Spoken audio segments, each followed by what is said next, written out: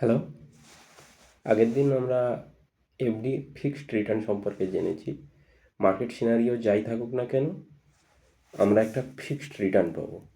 আজকে সেরকম আরও কিছু ফিক্সড রিটার্ন অ্যাসেট সম্পর্কে জানবো, যেগুলোতে ইনভেস্ট করলে মার্কেট মার্কেট সিনারিও যাই থাকুক না কেন, আমরা একটা ফিক্সড রিটার্ন পাবো। তার মধ্যে পিপিএফ, পাবলিক প্রভিডেন্ট ফান্ড, খুবই জনপ্রিয়। আর আছে এনপিএস, ন্যাশনাল পেনশন স্কিম। এখানে আপনি যে টাকা ইনভেস্ট করবেন 60 বছর পরে টাকাটা তুলতে পারবেন। আর আছে RBI floating rate saving bond. আর আছে এনএসসি, ন্যাশনাল সেভিং সার্টিফিকেট। এবার আমি একটা একটা করে বলছি। পিপিএফটা কেমন? পিপিএফে আপনি যে টাকাটা প্রতি মাসে মাসে কাটাবেন, ওই টাকাটার উপরে সরকার আপনাকে 7.1% ইন্টারেস্ট দেবে। 7.1% ইন্টারেস্ট দেয়, তবে টাকাটা 15 ইয়ার্স লক থাকে। এরপরে যে টাকাটা ম্যাচিওরিটিতে যে টাকাটা পান, টোটালি ট্যাক্স ফ্রি। এটা একটা ভালো ইন্টারেস্ট রেট পাওয়া যায় এবং টাকাটা ট্যাক্স ফ্রি হয়, যেটা এফডির ক্ষেত্রে হয় না। এফডির সুবিধা হলো টাকাটা আপনি আপনার যে কোনো সময় প্রয়োজন হলে আপনি ইজিলি ব্রেক করে টাকাটা নিতে পারেন, কিন্তু পিপিএফের ক্ষেত্রে আপনার টাকাটা সহজে ব্রেক করে নিতে পারবেন না। তবে আফটার 15 ইয়ার্স ম্যাচুরিটি টাকাটা আপনি পেয়ে যাবেন এবং টাকাটা টোটালি ট্যাক্স ফ্রি হয়, কিন্তু এফডির যে ইন্টারেস্টটা আছে সেটাও taxable. NSC, national saving certificate, এখানে আপনি 7.7% ইন্টারেস্ট রেট পাবেন এবং টাকাটা 5 বছরের জন্য লক থাকে।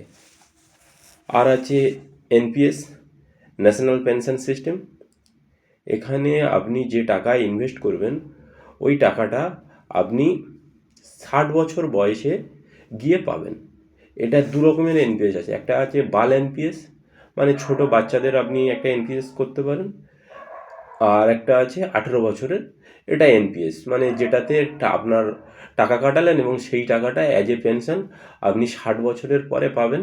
এবং 80%, এখন আগে ছিল 60%, এখন ওটা চেঞ্জ হয়ে 80% টাকা ট্যাক্স ফ্রি উইথড্র করে নিতে পারবেন 60 বছরের পর। আর বাকি 20% টাকা সেটা থেকে আপনার পেনশন পাবেন। আর আছে RBI floating rate saving bond. এখানে আপনি যে টাকাটা রাখবেন সেই টাকাটা 8.05% ইন্টারেস্ট দেবে এবং তবে টাকাটা 7 বছরের জন্য লক থাকে। এর মধ্যে থেকে আপনি কোনো কারণেই 7 বছরের আগে টাকা বার করতে পারবেন না। একমাত্র উপভোক্তা বা গ্রাহকের মৃত্যু ছাড়া এখান থেকে টাকা বের হয় না। আর এর যে নমিনি থাকে সে সহজেই টাকাটা পেয়ে যাবে, তখন তবে তাছাড়া টাকাটা পাওয়া যায় না। 7 বছর পরে আপনি টাকাটা আবার পেয়ে যাবেন, তবে এখানে ইন্টারেস্ট রেটটা থাকে যেটা ন্যাশনাল সেভিং সার্টিফিকেটে ওখানে দেয় 7.7%। আর RBI floating rate saving bonds এখানে দেয় 8, ওখানে যদি 7.7 দেয়, ওর প্লাস 0.35% এই RBI floating rate interest saving বন্ডে 0.35% বেশি দেয়। এগুলো আমরা জানলাম কিছু সেফ অ্যাসেট সম্পর্কে, মানে যেখানে আপনি ইনভেস্ট করলে আপনি একটা গভর্নমেন্ট থেকে ফিক্সড রিটার্ন পাবেন। এর পিছনে আরবিআই আছে, সুতরাং টাকা মার যাওয়ার কোনো ভয় নেই। আপনারা এইসব জায়গায় ইনভেস্ট করতে পারেন যারা ফিক্সড রিটার্ন চান তারা। তবে এগুলোতে কি বলুন তো, এগুলোতে মানে টাকার লিকুইডিটির প্রবলেম হয়। আপনার যখন হঠাৎ টাকার প্রয়োজন পড়বে, আপনি যদি পিপিএফে টাকা রাখেন সহজে বার করতে পারবেন না। আপনি যদি ন্যাশনাল সেভিং সার্টিফিকেটে টাকা রাখেন, ওখানেও টাকা 5 বছরের লক থাকে, তা ওখান থেকেও টাকা বার করলে খুবই সমস্যা হয়, ওরা সহজে বার করতে দেয় না। এনপিএস, ন্যাশনাল পেনশন স্কিম, এখানে পার্সিয়াল উইথড্র হয়, তাও সে 18 বছরের পরে খুব সামান্য অ্যামাউন্টই উইথড্র করতে দেয়। আর 60 বছরের আগে টাকা আপনি এগুলোতে বার করতে পারবেন না। আর RBI floating rate saving bonds, এখানে হয়তো ইন্টারেস্ট রেটটা বেশি, 8.05%, কিন্তু এও আপনি 7 বছরের লক থাকে, 7 বছরের আগে টাকা বার করতে পারবেন না। তবে এর মধ্যে এফডিটা হলো, এখানে ইন্টারেস্ট রেটটা 7 বা 6.5 এরকম ইন্টারেস্ট রেট দেয়, যেটা আপনার ইনফ্লেশন বিট করে না।